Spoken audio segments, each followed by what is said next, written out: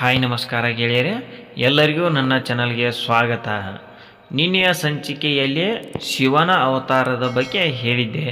ಇವತ್ತಿನ ಈ ಸಂಚಿಕೆಯಿಂದ ಶಿವನ 19 ಅವತಾರಗಳನ್ನು ಪ್ರತಿಯೊಂದು ಸಂಚಿಕೆಯಲ್ಲಿ ಒಂದೊಂದೇ ಅವತಾರದ ಬಗ್ಗೆ ನೋಡುತ್ತಾ ಹೋಗೋಣ, ಹಾಗೂ ಅವುಗಳ ಹಿಂದೆ ಇರುವ ದಂತಕಥೆ ಏನು ಅಂತ ತಿಳಿಯುತ್ತಾ ಹೋಗೋಣ. ಇವತ್ತಿನ ಈ ವಿಡಿಯೋದಲ್ಲಿ ಮೊದಲನೆಯದಾಗಿ ಶಿವನ ಅವತಾರವಾದ ಪಿಪ್ಲಾಡ್ ಅವತಾರದ ಬಗ್ಗೆ ನೋಡೋಣ, ಹಾಗೂ ಅದರ ಹಿಂದೆ ಇರುವ ದಂತಕಥೆ ಏನು ಅಂತ ತಿಳಿದುಕೊಳ್ಳೋಣ ಬನ್ನಿ. ಇನ್ನೂ ಯಾರು ನಮ್ಮ ಚಾನಲನ್ನು ಸಬ್ಸ್ಕ್ರೈಬ್ ಮಾಡಿಲ್ಲವ, ಸಬ್ಸ್ಕ್ರೈಬ್ ಮಾಡೋದನ್ನು ಮರೆಯದಿರಿ, ಹಾಗೂ ಬೆಲ್ ಐಕಾನನ್ನು ಒತ್ತಿ.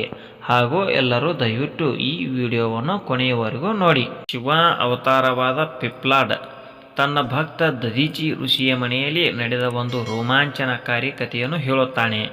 ಈ ಕತೆ ಭಕ್ತಿ, ಕರುಣೆ ಮತ್ತು ವಿಶೇಷ ಕೊಡುಗೆಗೆ ಉದಾಹರಣೆಯಾಗಿದೆ. ಶಿವನು ದದೀಚಿ ಋಷಿಯ ಮನೆಯಲ್ಲಿ ಪಿಪ್ಲಾದನ ಅವತಾರವನ್ನು ತೆಗೆದುಕೊಂಡನು.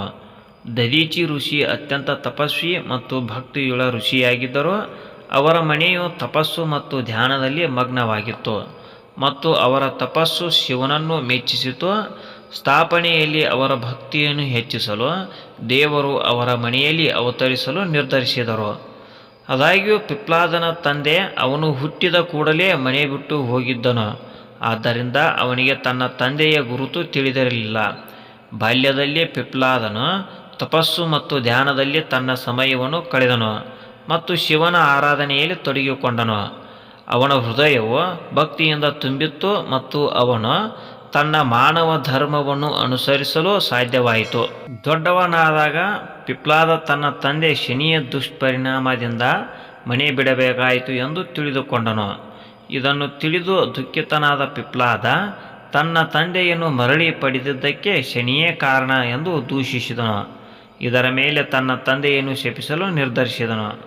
ಪಿಪ್ಲಾದನ ತಪಸ್ಸು ಮತ್ತು ಅವನ ಹಿಂದಿನ ಪುಣ್ಯವು ಭಗವಂತನಿಗೆ ಸಂತೋಷವನ್ನುಂಟು ಮಾಡಿತು, ಮತ್ತು ಅವನನ್ನು ಶಾಪದಿಂದ ಮುಕ್ತಿಗೊಳಿಸಲು ಅವನು ಅವನ ಮುಂದೆ ಕಾಣಿಸಿಕೊಂಡನು. ಶನಿಯ ಗೌರವಾರ್ಥವಾಗಿ ಪಿಪ್ಲಾದನು 16 ವರ್ಷಗಳ ಕಾಲ ಯಾರಿಗೂ ತೊಂದರೆ ನೀಡುವುದಿಲ್ಲ ಎಂದು ಶನಿಗೆ ವಾಗ್ದಾನ ಮಾಡಿದನು.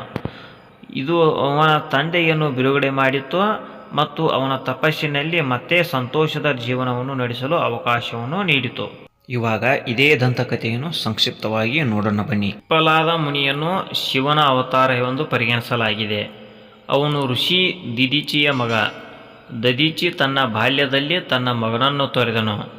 ಒಂದು ದಿನ ಪಿಪ್ಲಾದನು ಇದಕ್ಕೆ ಕಾರಣವೇನೆಂಬುದನ್ನು ತಿಳಿದುಕೊಳ್ಳಲು ದೇವತೆಗಳ ಬಳಿ ಬಂದು ಪ್ರಶ್ನೆಯನ್ನು ಕೇಳುತ್ತಾನೆ.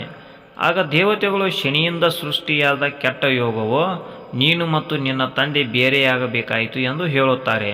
ಇದನ್ನು ಕೇಳಿದ ಪಿಪ್ಲಾದನು ಶನಿಯನ್ನು ನಕ್ಷತ್ರ ಪುಂಜದಿಂದ ಬೀಳುವಂತೆ ಶಪಿಸಿದನು. ಶಾಪದಿಂದ ಶನಿ ಬೀಳಲು ಪ್ರಾರಂಭಿಸಿದಾಗ ದೇವರುಗಳು ಶನಿಯನ್ನು ಕ್ಷಮಿಸುವಂತೆ ಪಿಪ್ಲಾದನನ್ನು ಪ್ರಾರ್ಥಿಸಿದರು. ನಂತರ ಪಿಪ್ಲಾದನು ಹುಟ್ಟಿದ 16 ವರ್ಷಗಳವರೆಗೆ ಯಾವ ವ್ಯಕ್ತಿಯೂ ಶನಿಯು ತೊಂದರೆಯನ್ನು ನೀಡಬಾರದು ಎಂದು ಷರತ್ತನ್ನು ಹಾಕುತ್ತಾನೆ. ಶನಿಯು ಒಪ್ಪಿಕೊಂಡನು. ಇದಾದ ನಂತರ ಪಿಪ್ಲಾದ ಮುನಿಯ ನಾಮಸ್ಮರಣೆಯಿಂದ ಶನಿ ದೋಷಗಳು ನಿವಾರಣೆಯಾಗುತ್ತದೆ ಎನ್ನುವುದು ವಾಡಿಕೆಗೆ ಬಂದಿತು.